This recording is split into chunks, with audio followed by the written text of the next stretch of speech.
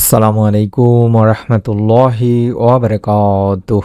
1 minute মাদ্রাসা YouTube চ্যানেলের সম্মানিত দিনী ভাই বোনেরা, আমি আশা করি রব্বুল আলমিন আল্লাহ তাআলার অশেষ মেহেরবানিতে আপনারা ভালো আছেন, সুস্থ আছেন। আলহামদুলিল্লাহ, আজ আবারও একটি পরীক্ষিত আমলের ভিডিও নিয়ে হাজির হয়েছি।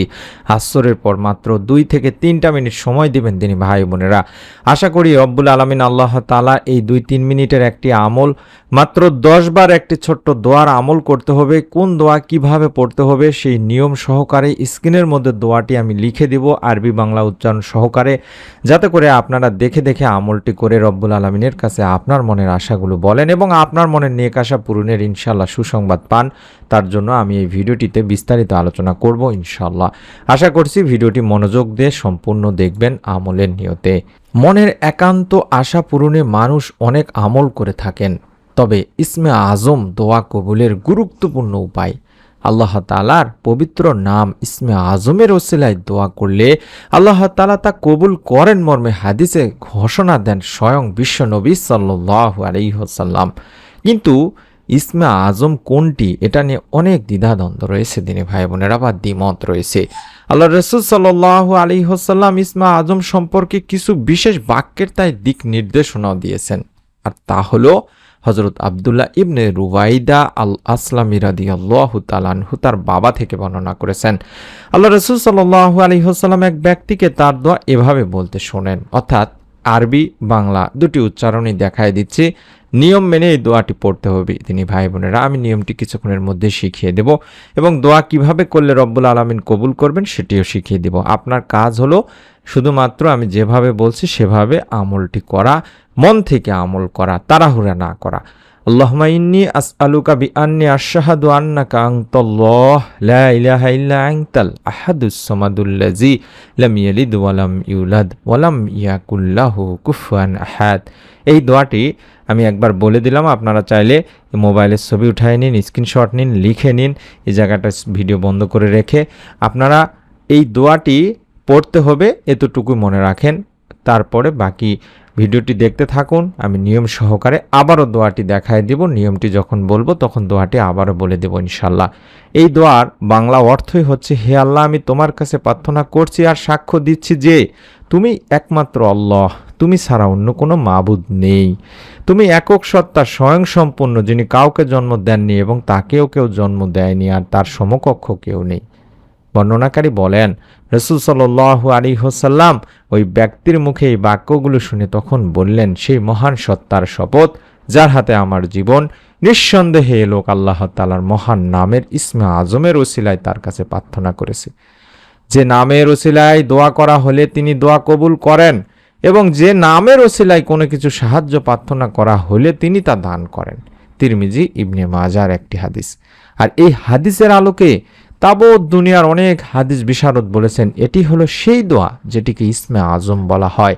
তাছাড়া আল্লামা ইবনে হাজার আশকালানী রাহমাতুল্লাহি আলাইহি ওই হাদিসকে ইসমে আজমের সবচেয়ে নির্ভরযোগ্য ও বিশুদ্ধ হাদিস হিসেবে আখ্যায়িত করেছেন তার ফাতহুল বারী কিতাবে। তাই এই ইসমে আজম পড়ে মহান রব আল্লাহ তাআলার কাছে মনের আশা আকাঙ্ক্ষা পূরণের দোয়া করলে অবশ্যই অবশ্যই তিনি বান্দার মনের সব ভালো ও কল্যাণকর আশা আকাঙ্ক্ষা পূরণ করেন। সুতরাং মুমিন মুসলমানদের উচিত হবে নিজেদের যার যার একান্ত কল্যাণকর চাওয়া পাওয়া পূরণে আল্লাহ তাআলারই প্রতি আন্তরিকতা, ভালোবাসা, শ্রদ্ধা, বিশ্বাস, ভক্তি এবং আস্থা ভরসা রেখে এই সংক্ষেপে ছোট্ট ইসমে আজমের আমল করা, রব্বুল আলামিনকে ডেকে ডেকে, আল্লাহকে ডেকে ডেকে মনের চাওয়া পাওয়াগুলো পূরণের আবেদন করা, দুফোঁটা চোখের পানি ফেলা। নিয়মটি হচ্ছে আসরের পরে আমলটি করতে হবে দিনী ভাই বোনেরা। অর্থাৎ হাদিস শরীফে এই নামাজ বা আসরের নামাজের বহু ফজিলতের কথা বর্ণিত হয়েছে।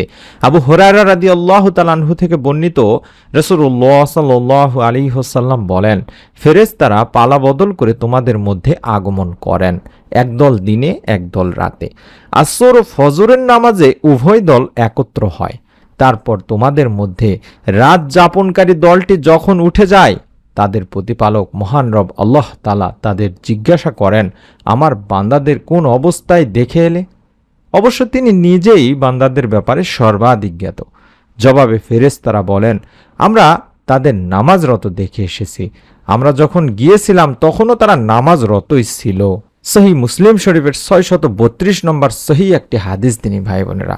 সুতরাং যেই ব্যক্তি নিয়মিত ফজর ও আসরের নামাজ জামাতে আদায় করেন, ফেরেশতারা আল্লাহ তাআলার কাছে তার ব্যাপারে প্রতিদিন বলছেন, আমরা যখন পৃথিবীতে গিয়েছি তাকে নামাজরত দেখেছি, যখন পৃথিবী থেকে এসেছি তখনও তাকে নামাজরতই দেখেছি। অর্থাৎ এই সময়ে আল্লাহ তাআলা ফেরেশতাদের মাধ্যমে বান্দার অবস্থান জানতে চান ফেরেশতাদের মুখে।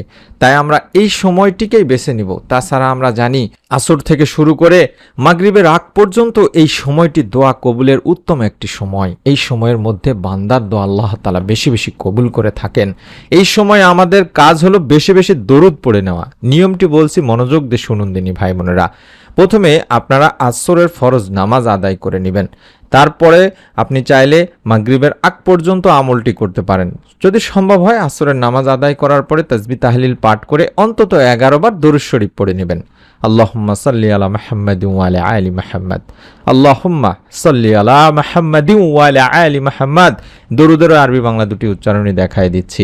দরুদ পড়ব এই জন্যে, হযরত উমর বিন খাত্তাব রাদিয়াল্লাহু তাআলা আনহু বলেন, নিশ্চয়ই বান্দার দোয়া মুনাজাত আসমান ও জমিনের মাঝখানে ঝোলানো থাকে, তার কোনো কিছুই আল্লাহ পাকের কাছে পৌঁছে না যতক্ষণ না বান্দা তোমার নবীর প্রতি দরুদ পাঠ করবে। অর্থাৎ তিরমিজি শরীফের এই হাদিস থেকে আমরা এটা বুঝতে পারলাম, যদি আমরা দরুদ পাঠপূর্বক দোয়া না করি সেই দোয়া আল্লাহ তাআলার কাছে পৌঁছাবে না, সেই দোয়া কবুলও হবে না। তাই আমাদের কাজ হলো প্রথমে দরুদের আমল করে নেওয়া। আল্লাহুম্মা সাল্লি আলা মুহাম্মাদিন ওয়া আলা আলি মুহাম্মাদ। এই ছোট্ট দরুদটি 11 বার পড়ে নিয়ে 10 বার শুধুমাত্র ইসমে আজমের এই দোয়াটি দেখে দেখে হলেও পড়বেন, মন থেকে পড়বেন। আল্লাহুম্মা ইন্নী আসআলুকা বিআন্নী আশহাদু আন্নাকা আনতাল্লাহ লা ইলাহা ইল্লা আনতাল আহাদুস সামাদুল্লাযী লাম ইয়ালিদ ওয়া লাম ইউলাদ ওয়া লাম ইয়াকুল লাহু কুফুয়ান আহাদ। আশা করছি আপনারা মোবাইলে এবার সংগ্রহ করে নিয়েছেন, স্ক্রিনশট নিয়ে বা ছবি উঠায় নিয়ে। আমি আপনাদের কাছে অনুরোধ করব দিনী ভাই বোনেরা, প্রতিটি ভালো কাজ নিয়তের উপরে নির্ভর করে। আপনার নিয়ত যদি সঠিক হয়, আপনার নিয়তের ওসিলায় আল্লাহ তাআলা আপনার মনে নিকাশা পূরণের সুসংবাদ দিতে পারেন। সুবহানাল্লাহ। তাই নিয়ত করুন মনে মনে, অথবা ভিডিওর কমেন্ট সেকশনে খুব সহজে আমিন লেখার মাধ্যমে নিয়ত করুন।